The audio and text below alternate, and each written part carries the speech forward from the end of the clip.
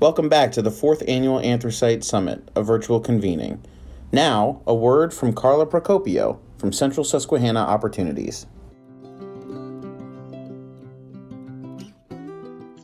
Hello, I'm Carla Procopio, the Development Director for Central Susquehanna Opportunities Incorporated and a proud member of the Planning Committee for the 4th Annual Anthracite Economic Summit, a virtual convening.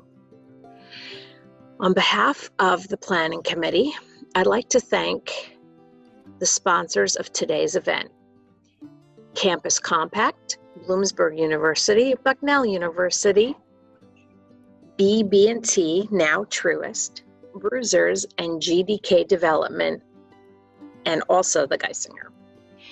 We'd also like to say thank you to our facilitators: Joanne Troutman, Vanessa Macero, Jenny Wentz, Vanessa Vinos, and Paula Hopneck.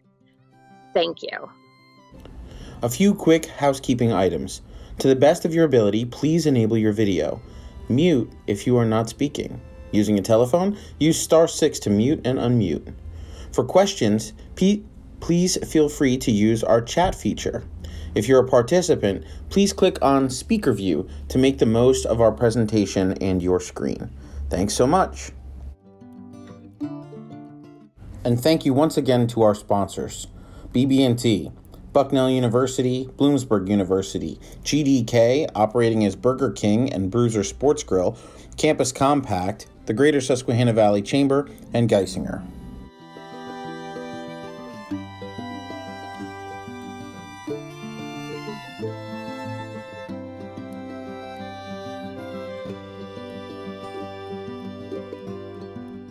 And now, Betsy Kramer from Sitka, the Revitalization Coordinator, to introduce Shawn Garrigan. Good afternoon. Our next presenter is going to be Shawn Garrigan, who's a principal with Stromberg, Garrigan & Associates. Shawn Garrigan is a landscape architect and professional planner with 28 years of experience focused on the planning, design, and construction of urban revitalization projects, with a special emphasis on brownfields redevelopment. His expertise is focused on determining the physical and market potential of real estate projects, especially the redevelopment of abandoned or underutilized large-scale industrial parcels such as steel mills, coal fields, manufacturing, and chemical production facilities. His work in Pennsylvania includes working on revitalization and redevelopment projects in dozens of communities located in 25 counties, most notably former steel towns along the Ohio River in Beaver County, and the redevelopment of the Urban Revitalization Plan for Carlisle, Pennsylvania. He also provides technical redevelopment planning assistance to various communities throughout the U.S. in support of the EPA's Office of Brownfields and Land Revitalization, including working on revitalization projects in Glenwood Springs, Colorado, Kansas City, Missouri, Council Bluffs, Iowa, and Tulsa, Oklahoma.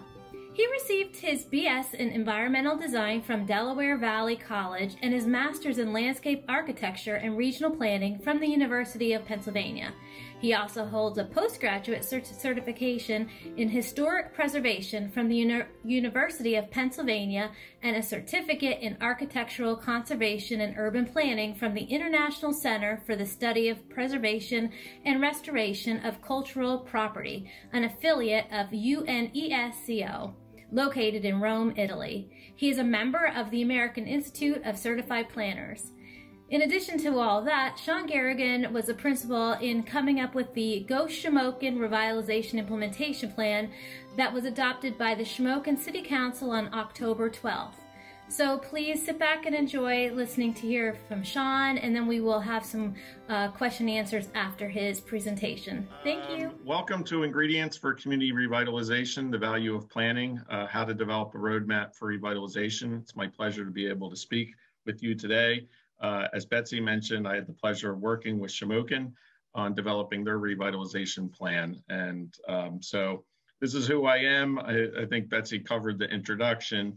what I intend to do today is talk about a process that we found to be very successful, working on behalf of local governments and in some cases other partnering entities in developing revitalization strategies.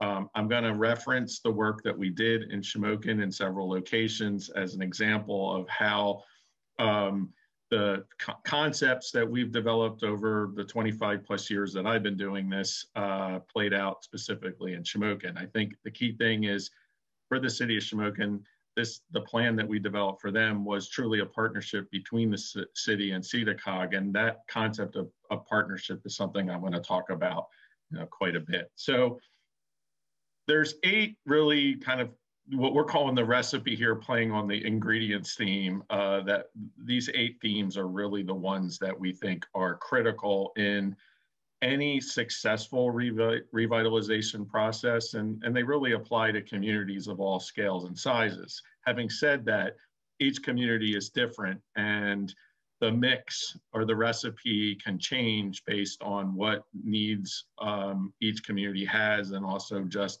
the sort of dynamics of what the how each place works, frankly, and how various issues relate to each other. So I'm going to go through all of these 8 points. I'm going to hit some more than others. I'm going to try to move through some of them quickly to talk about the later elements related to resource road mapping and advocacy, which is really about funding, which is what most people are very interested in hearing about. So the first key element of what we think is a successful process is you need to start building your partnerships early. And you often, anyone who's been involved in any kind of community planning effort, you'll hear, let's establish a steering committee or a project committee.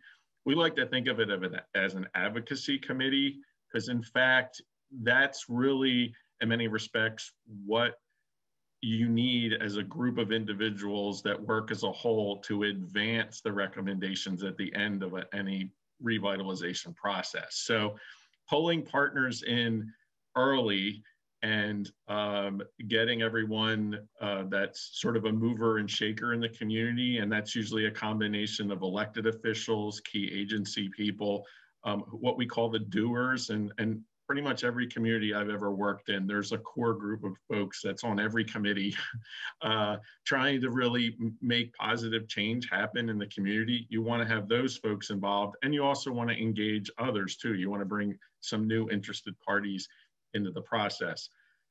We find it's very important to engage the naysayers early on too. You should have them at the table, understand their dynamics, and understand where their position is coming from. Operating without multiple perspectives for any initiative is really to the detriment of the success of the project, especially as you need to make sometimes hard decisions to move recommendations forward. So you need to understand all the different perspectives in a community and bring everyone to the table and try to at least get everyone talking to each other on an equal basis to understand various perspectives. The elected official equation is important. Obviously, local officials and leadership at the local level is critical, but also looking further up in terms of the hierarchy. We like to engage certainly state level representation, and that was true in Shamokin, certainly, and even your federal legislators. Often you get to a point where you start to build momentum and you want to pursue some more complicated and competitive funding. It's good to have elected officials involved early in the process so they understand how the decision-making process took place and how you came to the recommendations that you're making. So you're kind of bringing everyone along for the ride, and that makes the recommendations at the end much more powerful and likely to be successful. The other component of that is also bring in agency partners. Agencies are usually very happy to participate in processes if they understand what their potential role might be, or at least how they may be able to help. I mean, we often think of agencies as a regulatory enforcement side of the equation, but that's actually not really the big perspective. In most cases, agencies, especially at the state level, have been instrumental in making positive change happen. And they're, usually if you explain what you're doing, they're more than willing to figure out who's the best person within their organization who can somehow participate. And whether it's full-time in terms of every meeting or, kind of queuing in here and there as it makes sense. And then finally, public information is critical. In the world of social media, you have to have a presence and you have to have a regular presence, and it takes a lot of work.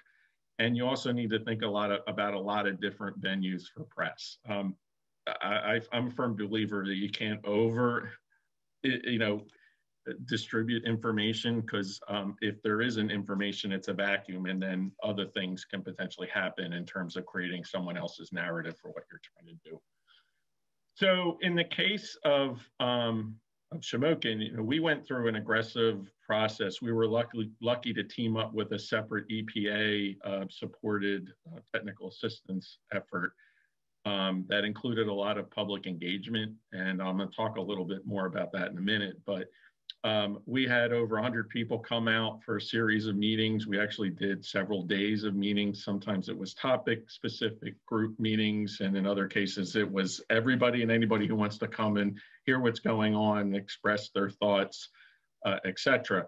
So through that initiative, or those two initiatives kind of paired up together, we developed a series of initial strategies that began to help inform the process.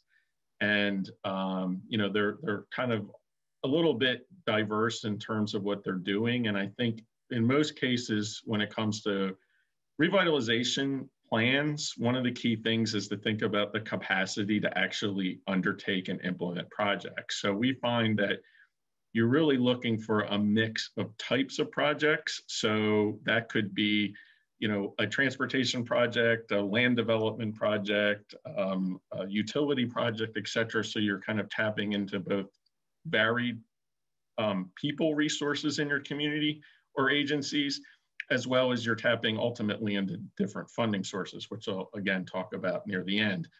The other piece of that equation is just thinking about some things that are more policy driven and less bricks and mortar, because policies and refinement of different initiatives like zoning, for example, which can be controversial, but is very important if you're trying to get new investment potentially in a town. So this is just an example of some of the strategies that we use.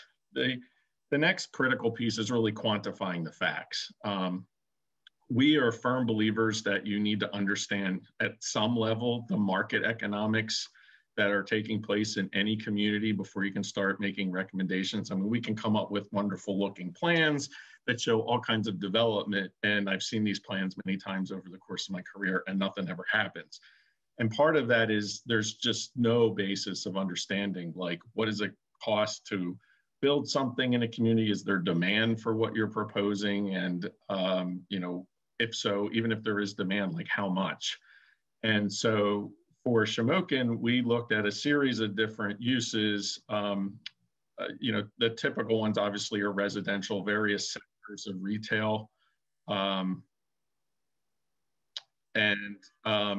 other things that really ended up orbiting around the recreation economy, as we call it, which included hotels, which were already being planned as the initiative started. So you then start to link that up and start to figure out, like, if there is an opportunity for use, like, where might that go? And that sort of leads into the physical condition analysis, where you want to just get a sense of, like, what is the status of your infrastructure? Are you ready for investment?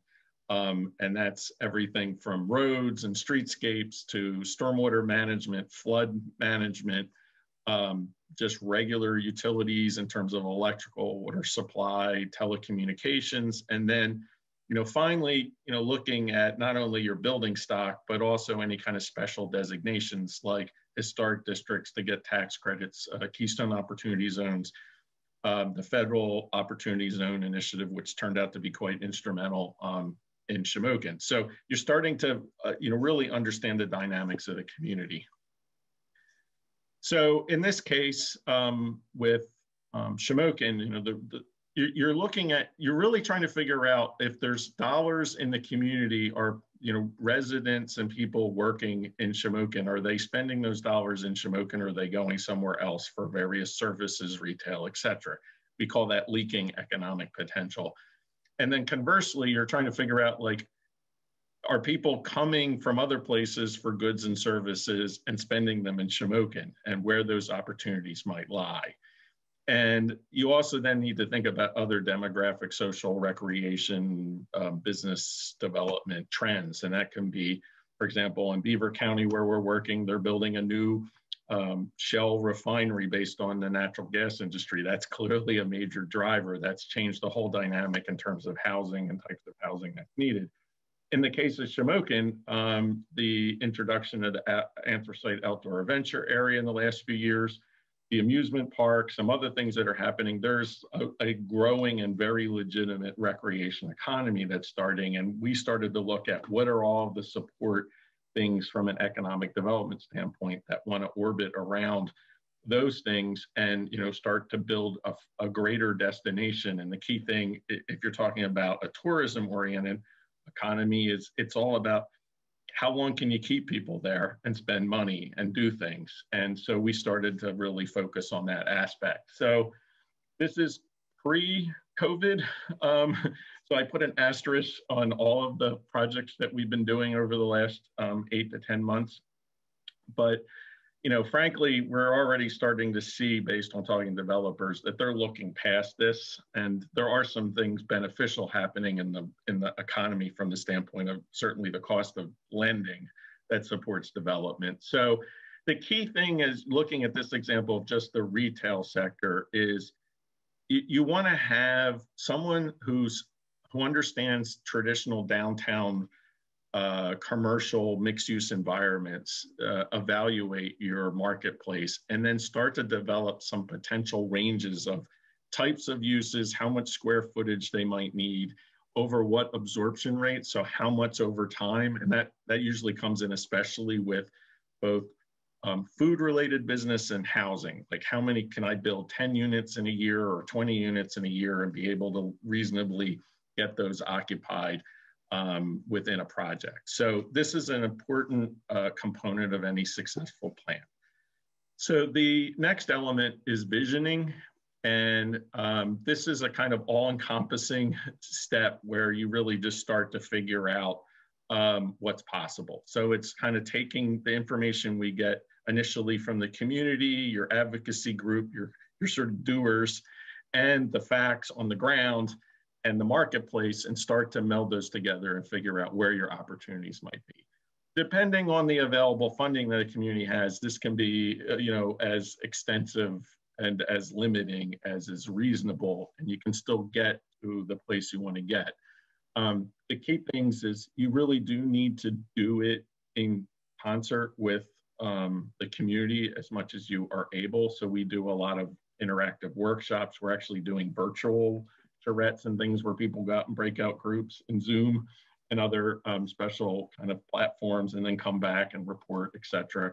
The key thing is we find that you need to do things on a fast pace. And that's both in terms of getting lots of people in one place, like we did in Shamokin in February, where you had a lot of technical people and a lot of different interest groups and community members all kind of interacting with each other and brainstorming.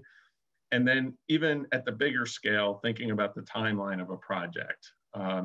It's really important to do projects in not years, but months, because people lose interest and lose faith if you start to lose momentum. I mean, the faster you can do a project properly and get to the finish line, the better, because then it really feels like something is going to happen. And so this is a representation here on the screen of the refinement of our overall strategy, which we call the framework of the plan. And you need to be able to kind of say it in an elevator pitch. I always say, if you can't explain the plan on the phone in 2 minutes, you got some trouble. You do need a lot of supporting information behind it to help advance it. But these 6 elements here really are the embodiment of the recommendations that we came up with for Shamokin, which is a combination of helping foster private investment And then also working on the public sector side, doing what governments do, which is build public facilities like infrastructure and streetscapes and public spaces, and deal with some other elements related to infrastructure, the sort of the civic realm. And so kind of drilling down in what that really means is Shamokin's kind of interesting from a physical layout standpoint, in that its Main Street isn't actually its main like throughput state road, which we think is a really good thing. It's Independence Street, shown here in purple. The other condition that Shamokin has, which is extremely common, is it has a main street that was scaled for a commercial dynamic based on, frankly, about 100 years ago when it was the only game in town. So everyone went to this one particular district, and now it's completely out of scale with the size of the community and how people shop. Between shopping centers and big box and online, you don't really need all of what you had before, but you still have opportunities there. So what we advocate very, very aggressively is to concentrate your efforts for maximum impact. And that can be challenging when you may have a large commercial downtown or a long main street, because if you have scattered projects, they have a tendency not to have nearly as much impact as if you concentrate things and then move out from there. So we kind of broke the downtown into 3 distinct districts. Each one has its own kind of dynamic based on some things that, either historically how they evolved or the most need. And so in the case of Shamokin, it was really the core was the area that everyone talked about as like the hole in the donut that needed the help. And fortunately, there were some things being planned. So this tall building on the screen, which is the former Jones Hardware store, this is in the middle of the East 100 block of Independence Street. It's planned to be a kind of boutique hotel with ground floor retail. There's some other things happening around it, but the developer's taking advantage of the federal opportunity zone tax incentives to advance this project and tap into the need that was clearly identified from all of the folks coming to the AOAA, Knoebels Amusement Park, and some of the other regional recreation facilities. So the question becomes, what else what can we do to kind of boost this block and make it as strong as possible? So the first thing we identified is the need to just kind of freshen up Main Street. Overall, I mean, the sidewalks were in good shape. There were some street trees. Any place in Pennsylvania, you take a picture in February, it never looks particularly great. But, what we identified was there were really good bones to the street. It just needed a sense that there was a sort of freshening up. So we focused in on this 100 block, and tied to that, thinking about how you bring people to the downtown. And there's been a lot of press about the city's initiatives to, attract the ATV folks that go to the AOAA. But on top of that, there's a separate initiative looking at a rails to trail right through the center of town that would go from Mount Carmel all the way down to Sunbury. So you're now layering multiple opportunities of, in this case, a kind of recreation tourism element, which again, some of that is going to, potential opportunities from an economic development standpoint are going to be focused on that aspect of people coming from far and wide to use these facilities for recreation purposes, and then dining and buying, retail and staying hotels. But the important thing about any, I think, successful revitalization plan is you need to look at how that also supports the needs of the local residents. So we found working in a lot of communities, whether the basis is a new industry has come in and it started to change the dynamic, obviously that creates jobs, or if your economy is based on a more of a tourism recreational opportunity, definitely having more people walking around with wallets spending money tends to make all businesses do well, not just the recreational businesses, because you don't really think about it. But people come to town and they need to go to the grocery store, they need to pick up other things too often, and that just makes the overall market stronger. And obviously the employment implications of that is also a considerable thing. So we think that it's always good to have snazzy kind of sparkly images in your plan, both to express and convey what you're trying to do. In this case, not necessarily literally, but showing it with bright colors, say these are the new things that are coming to the streetscape. So looking at lighting and a lot of the things that most people think of in terms of streetscape enhancements. Improving ADA compliance, but also taking advantage of special programs. Like there's a foundation that funds something called Asphalt Art, which is just basically putting cool paintings on streets where you're able to do that to create kind of interesting, eye-popping things that make it look like, people care about the community and something's happening. These are also incredibly important when you go to start looking for funding. So you need to be able to show in a picture what you're trying to do. So the other piece of this block, and I think this represents an idea of how you diversify projects, is there are a few buildings on the opposite side of the street from the hotel that are just blighted and beyond repair, really, in terms of condition. So we identified that as an opportunity. So what happens after you take those buildings down? You can't leave them there because you want to have a hotel with a bunch of abandoned buildings across the street. That doesn't really work. So what goes in its place? So we looked at ways, and we use public space a lot to program activity. And that's as a venue for special events and festivals, but it's also amenity as you try to attract people living in the upper floors of downtown buildings. They want to have amenities too. So it's really a win-win. And in many cases, we find that well-designed strategic public spaces can have an enormous impact, both from the physical use of the environment, but also the perception of the place. So this view shows the former Pennsylvania Railroad right away through the center of Shamokin. Unfortunately, the city has recently acquired a significant portion of it, not all of it, but most of it.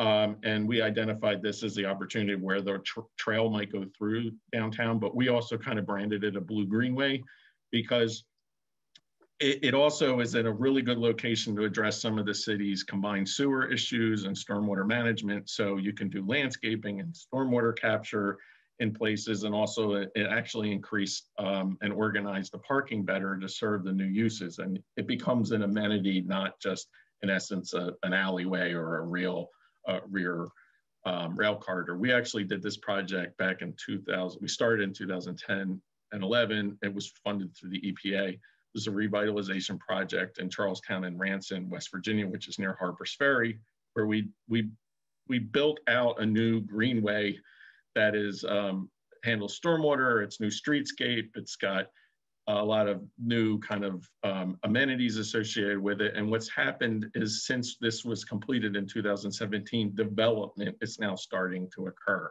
And I think thinking about projects is where can you seed something that then other people get attracted to and want to invest is a really critical theme.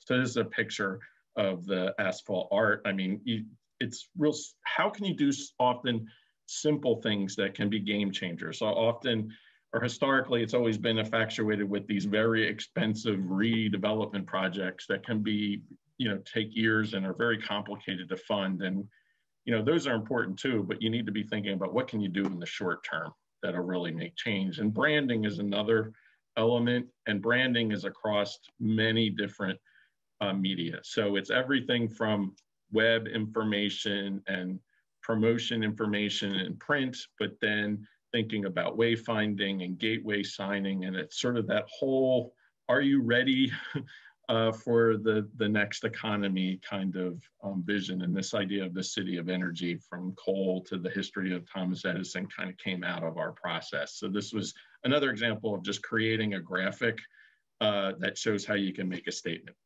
So finally, I'm going to talk about funding, because everyone wants to know, where's the money going to come from? And even in the current situation, and it's certainly going to get much harder to get funding, which means the better your plan, the more competitive you will be. But I'm fairly confident in saying that there will be resources out there for communities of all sizes to be able to advance economic development initiatives. And I mean, quite possibly there could be more, depending on how things play out. So Over the 25 years, every year I've heard like, oh, these programs are all going to die. And they tend to just get shifted from one place to the other or put in one program or pot to another. And you do need to understand that. And we found that what's important is you're thinking early about what are the most likely funding sources for initiatives at a particular time that you're working. So in every state that we work in, for example, there will be different themes of what projects are like most attractive from the economic development standpoint, depending on the current administration that's in, et cetera. But really what you want to be doing is there's like a kind of step process in thinking about advocating and pursuing funding. So you're lining up projects with potential funding sources, and then you're engaging actually the people that you're going to ask for financial resources in early so they understand what the project is. I always say, by the time you apply for the money, they should know everything about that project and have no questions. And that means you need to reach out to them early. And the other piece of this is we found that there's usually somebody who may fill out a grant application, but you don't plan like you do your annual budget for how you're going to pursue funding. And that's a real mistake. Funding requires a dedicated effort. Certainly a revitalization plan, the first key step is just what are you asking for and why? And so with that, we call it the stacking. So in Carlisle Borough, in Cumberland County, we did their urban revitalization plan after they lost 3 major industries in 2009, 2010. They lost several thousand jobs. The whole northern part of the borough was basically ultimately leveled and became flat open land. And we attracted $100 and some million, about $110 million in new development, including a hotel and a lot of other types of mixed use. And it required a massive amount of investment on the public sector side. And they were able to secure, close to $20 million in public funds for transportation, stormwater, brownfields, art, even helping with the police department and enforcement there as the police department needed to grow. The whole key was there was a really good plan in place, and what I call slice and dice projects. So a street may be a transportation project, but it could be a stormwater and flood mitigation project. It could be a placemaking project, it could be a trail project. Same thing with a park. Often parks are stormwater projects. So it's how you layer all this different funding, and then also critical to that is how you match resources. And in Pennsylvania and most small communities, most of these funding programs require a local match, and that's always a challenge. We found actually working with federal agencies, especially the EPA, but certainly HUD and the Department of Transportation and the Department of Justice to some extent, you can match federal to state, which can really, really help. Again, we recommend that you start engaging these agencies early on in the process, or at least as you're in the process of developing your plan, because they'll actually tell you like, hey, your project would fit great in this box. You should apply for this funding, but here are the things that you need to know. And then, almost every community we work with, there are some philanthropic foundations and organizations that are interested in investing in the community. They can be valuable sources of funding if the specific elements fit their mission. And then there are other incentive programs. I mean, we've done a lot of work working with local communities to set up tax increment financing districts, which are very helpful in creating local match. And again, you're basically capturing future taxes for an investment that if you didn't have the TIF would never happen. So you're not really losing anything by creating an incentive program. And then there are the programs both at the state level like Keystone Opportunity Zones and LERTAs, as well as the Federal Opportunity Zone, which we're still trying to figure out, but certainly projects are flowing. So the last thing I'll say is you need to celebrate success, big or small. I mean, it's always great to get the governor out when you're going to break ground on a new roundabout or some streetscape project, but agencies, leaders, elected officials love to come out and cut ribbons and turn soil, because it means their programs that they've been promoting and the agencies that are part of whichever level of government you're working at, they're working. And it also reports back to the community that things are happening. And we found that the more successful you have, the more successful you will be generally. And to tie this all the way back to the beginning, usually people who are wearing the hard hats and shoveling include the folks that have been advocating hard over years to make projects happen. So that's the idea of the continuity of, you know, who gets involved early.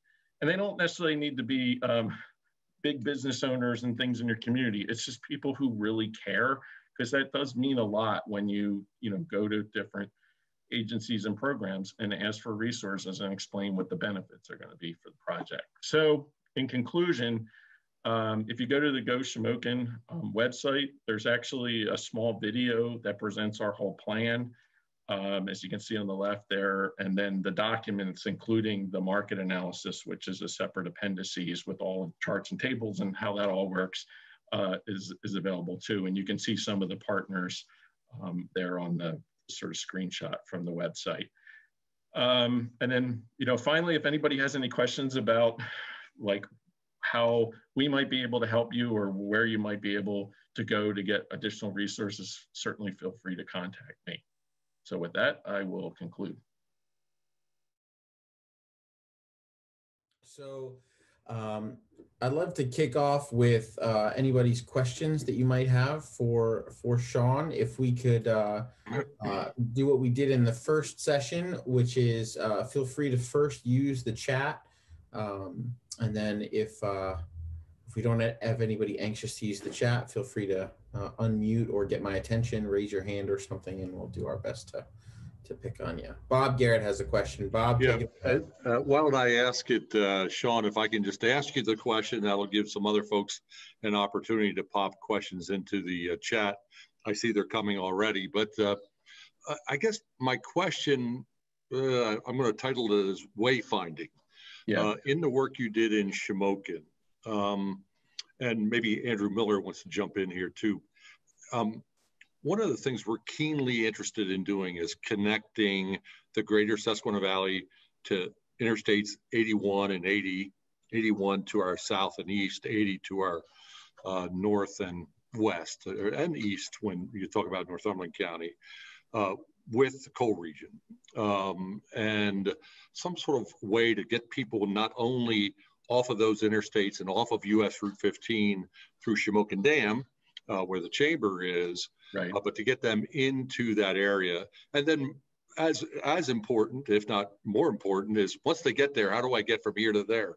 I don't know if you've ever found yourself a little bewildered trying to get around some of the downtowns in the coal region, but I'll speak for myself. I have, and I see where I want to get, but I don't know how to get there sometimes. What did you find as far as wayfinding, and particularly connected to some of the pocket parks and mini parks and through parks that you've proposed? So wayfinding is like a whole art and like world unto itself. I actually have quite a bit of experience with this. Back now, actually in the late 1990s, I was on part of a working committee for the Secretary of Transportation in Pennsylvania to develop the next version, the evolution of what's called the Todd System. If you ever seen those blue signs, they're the tourist-oriented directional signs. It's very regulatory based, and it's actually tied as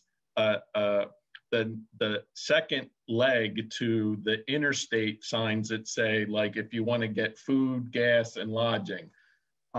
So we were trying to figure out how to do a regional sign system in the Laurel Highlands where we're based. And it's actually quite difficult in Pennsylvania to do that because of the challenges, the way the laws are set up in Pennsylvania of doing signage and who pays for it and is it advertising in the right of way. And to give you some context of the basis, so I laid out the entire sign system for Buncombe County in North Carolina, which is Asheville, and all of the surrounding towns. And we deployed, I think it was a total of about 600 signs, including all of downtown Asheville. And that sounds like a lot of signs, but we actually greatly removed, everybody put out their own separate sign. There was no signing system. There was just a lot of signs. So in Pennsylvania, we've kind of pulled back, and I completely agree with what you're saying. Is there is a need, especially in the various kind of regional tourism areas across the state that DCNR really helps establish, to get from this little town to that little town, because there's like kind of cool things going on in each one of these places. And ironically, in some places, the navigational device in your car is not particularly helpful. However, it's turned out to be really, really challenging outside of working within the towns themselves. Usually you can come up with an agreement with a very strict set of rules to do general wayfinding within the limits of a particular town. You still have to coordinate with your PennDOT district office. So I guess my concluding statement to that is there are a few ways you could work within the Todd system and some other directional sign systems. And probably Lancaster County has the best model between the city of Lancaster and some of the outlying attractions. But it is quite difficult. And probably the thing that could be achieved is not so much what I would call wayfinding, but trailblazing, which is just some general information that gets you from one town to the other. And then you have to kind of support what you're going to do there by other marketing tools from a greater kind of tourism standpoint. So I know that may not be a fulfilling answer, but even in the proposal that we were making, Shamokin specific, we were getting comments like, "Oh, I'm not sure how PennDOT's going to like this." And so we are, we're sensitive to the challenges that frankly PennDOT has to operate on. They didn't necessarily create some of the things that they have to abide by. What else? We've got a question here in the chat from Justin Strasser from the Daily Item newspaper. What do you see as the future of Shamokin and surrounding area? Well, I would say I'm going to answer that by answering what I think the community said that they thought the future should be. And I would say that I was struck when we worked on the project by the positive outlook that residents in Shamokin had for their community. And I think it speaks to how you have a few things happen and they become the seed of change in the sense that, as I mentioned in the presentation, you just need a couple of things to kind of change people's perspective. And certainly the AOAA and the change in terms of having people come and visit, even in the environment that we're operating in today, people still want to get away and do something outside, and you have a really unique resource there, as well as other legitimate tourism opportunities. I think the key is the revitalization plan links how you can foster economic investment in the town to what people are already saying they need.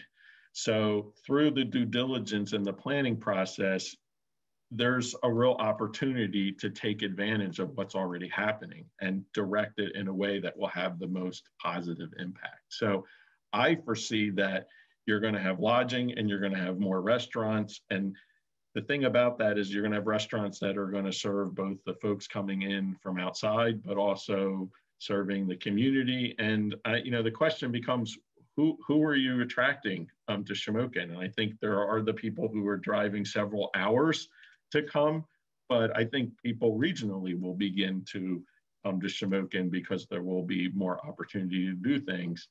And from the perspective of Shamokin, whether they come 10 miles or they come from 200 miles, they're coming to Shamokin and they're spending money and investing. So, I mean, we concluded our plan thinking that there's, Shamokin's on the rise in terms of investment and opportunity.